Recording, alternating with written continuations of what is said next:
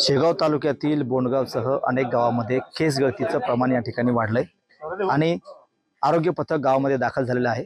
आपल्यासोबत त्वचारोग तज्ञ डॉक्टर बालाजी आदरट आहेत। आपण त्यांच्याशी बातचीत करूया। साहेब, जवळपास 40-45 पेशंट झाल्याचे कळते, काय नेमकं कारण असणार आहे?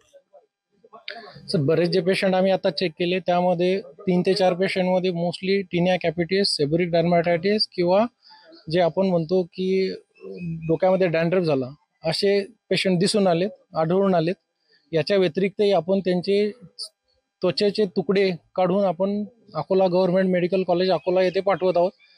त्याच्यात जे उत्तर येईल त्या हिशोबाने सोबत आपण ह्या ज्या एरियामध्ये जे पाणी सप्लाय होतं तिथले जे नमुने असतात, गावात सप्लाय होणारे पाण्याचे नमुने आपण हे लॅबला तपासायला पाठवलेले आहेत। याच्या जे संयुक्तिक जे काही उत्तर येईल त्या हिशोबातच तुम्हाला उत्तर देता येईल की नेमका हा आजार काय आहे आणि का होतोय।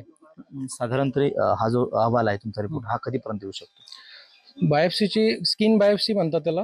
ह्या तुकडा काढल्यानंतर त्वचारोग विभाग किंवा pathology department of Akola GMC तर तिथे पाठवल्यावर 2 दिवसात त्याचे उत्तर येऊ शकतात। इथल्या जे गावामध्ये हा जो प्रॉब्लेम आढळलेला आहे, नागरिकांमध्ये भीतीचं वातावरण आहे, काय नेमकी काळजी घेतली पाहिजे? मोस्टली हा एरिया खारपान पट्टा असल्यामुळे बऱ्याचदा पेशंटनी जास्त थंड किंवा जास्त कोमट, जास्त थंड किंवा जास्त गरम असं पाणी न वापरता ल्यूकवार्म वॉटर म्हणजे कोमट पाण्याने केस धुतले गेले पाहिजे, तेवढी काळजी घ्या।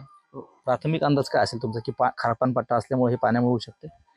असं डायरेक्ट नाही सांगता येणार सर, की जे काही आहे ते आपण जे काही नमुने पाठवलेले त्या नमुन्याच्या आधारावरती आपल्याला उत्तर देता येईल त्याबद्दल। नक्कीच। तर हे होते डॉक्टर बालाजी आदरट, जे त्वचारोग तज्ञ आहेत।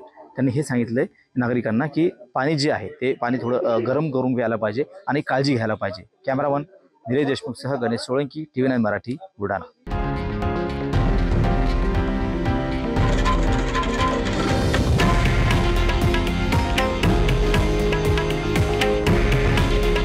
हे आहे देशातील नंबर 1 न्यूज नेटवर्क आणि आपण पाहत आहात TV9 मराठी।